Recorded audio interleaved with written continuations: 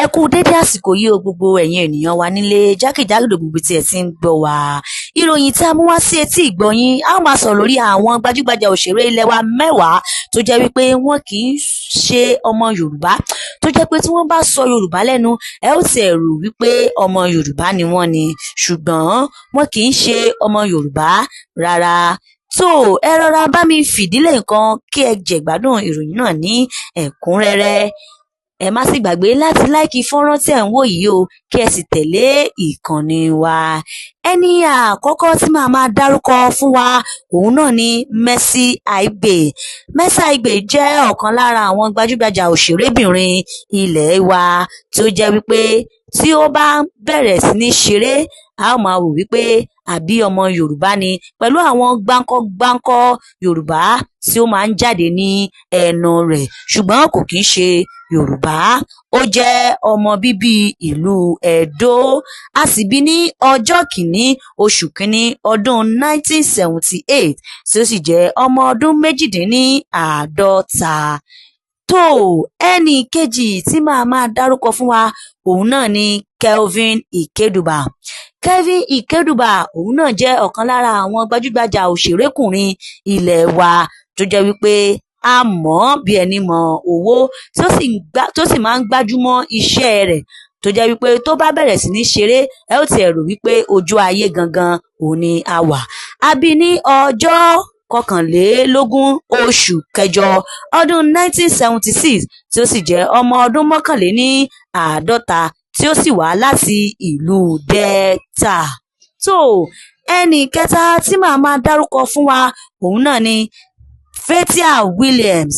Fathia Williams, ó jẹ́ gbajúgbajà òṣèrébìnrin ilẹ̀ wa tí gbogbo wa mọ̀ bí ẹni mọ owó, tí ó sì jẹ́ akíkanjú obìnrin lẹ́nu iṣẹ́ rẹ̀. A bí ní ọjọ́ karùn-ún oṣù kejì ọdún 1971 tí ó sì jẹ́ ọmọ ọdún márùnléníàádọ́ta tí ó sì jẹ́ pé ọmọ bíbí ìlú Delta ni. Tó ẹnì kẹrin tí màá máa mú wá sí etí ìgbọ́ wa, òun náà ni Ricardo Agbo. Ricardo Agbo, ó jẹ́ ọ̀kan lára àwọn arẹwà ọkùnrin gbajúgbajà òṣèré ilẹ̀ wa tó jẹ́ wípé tí ó bá bẹ̀rẹ̀ sí ní ṣe eré, ẹ ó sì rò wípé ọmọ Yorùbá ni, pẹ̀lú àwọn Yorùbá tó máa ń jáde ní ẹnu rẹ̀. Ó wá láti ìlú Delta, ó sì jẹ́ ọmọ ọdún mẹ́tàléníàádọ́ta. Tó ẹnì karùn-ún tí màá máa dárúkọ fún wa, òun náà ni Nkechi Blessing. Nkechi Blessing, ó jẹ́ ọ̀kan lára àwọn arẹwà òṣèrébìnrin ilẹ̀ wa tó jẹ́ pé ó sì jẹ́ akíkanjú obìnrin tó jẹ́ pé tí ó bá bẹ̀rẹ̀ sí ní ṣeré pẹ̀lú àwọn Yorùbá tó máa ń jáde lẹ́nu rẹ̀, ẹ ó ti rò wípé ọmọ Yorùbá ni. A bí ní ọjọ́ kẹrìnlá oṣù kejì ọdún 1989 tí ó sì jẹ́ ọmọ ọdún mẹ́tàdínlógójì.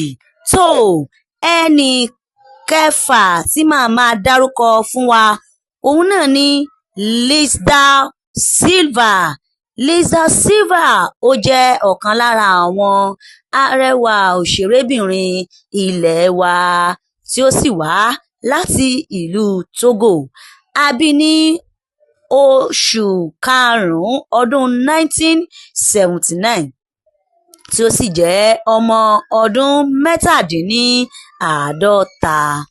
Tó ẹnì karùn-ún tí màá máa dárúkọ fún wa, òun náà ni Doris Simon. Doris Simon, ó jẹ́ ọ̀kan lára àwọn gbajúgbajà òṣèrébìnrin ilẹ̀ wa o tó jẹ́ pé tí ó bá bẹ̀rẹ̀ sí ní ṣeré, tí ẹ lè mọ̀ wípé kò ṣe ọmọ Yorùbá rárá. A bí ní ọdún 1979 ní oṣù keje ọjọ́ kejìdínlógún tí ó sì wá láti ìlú Ẹdó. Tó ẹnì kẹjọ tí màá máa dárúkọ sí etí ìgbọ́ wa, òun náà ni Rachel Oniga. Rachel Oniga, ìyẹn màmá wa àgbà òṣèré. A bí ní ọdún 1957 tí ó sì jẹ́ ọ̀kan lára àwọn tí àwọn ènìyàn fẹ́ràn dáadáa. Ó jẹ́ ọmọ bíbí ìlú Delta, ṣùgbọ́n ní ọdún 2021 òun ni a gbọ́ pé ó pé ọmọ ọdún mẹ́rìndínláàádọ́rin tí ó sì jẹ́ Ọlọ́run nípè. Tó ẹnì kẹsàn-án tí màá máa dárúkọ fún wa òun náà ni Tóyìn Abraham. Tóyìn Abraham ó jẹ́ ọ̀kan lára àwọn gbajúgbajà òṣèrébìnrin ilẹ̀ wa tó jẹ́ wípé tó bá bẹ̀rẹ̀ sí ní ṣeré tí ẹ lè mọ̀ wípé kò kí ń ṣe ọmọ Yorùbá rárá o, pẹ̀lú gbogbo àwọn ọ̀rọ̀ tí ó máa ń sọ jáde lẹ́nu.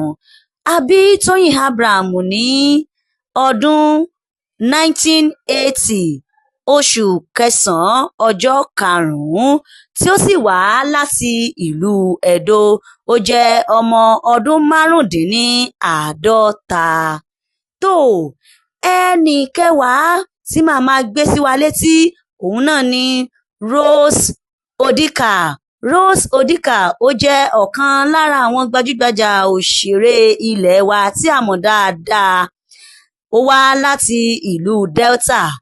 A bí ní ọdún 1959 oṣù kẹsàn-án ọjọ́ kẹrìndínlógún tí ó sì jẹ́ ọmọ ọdún mẹ́tàdínláàádọ́rin. Tó ẹ̀yin ènìyàn wa nílé, a ò mà ní rí jù báyìí lọ o. Ẹ kú déédé àsìkò yìí. Ojú tẹ́ fi ń wò wá kò ní fọ́, bẹ́ẹ̀ ni etí tẹ́ fi ń gbọ́ wa kò ní di o. Láṣẹ Èdùmàrè, ó dìgbà.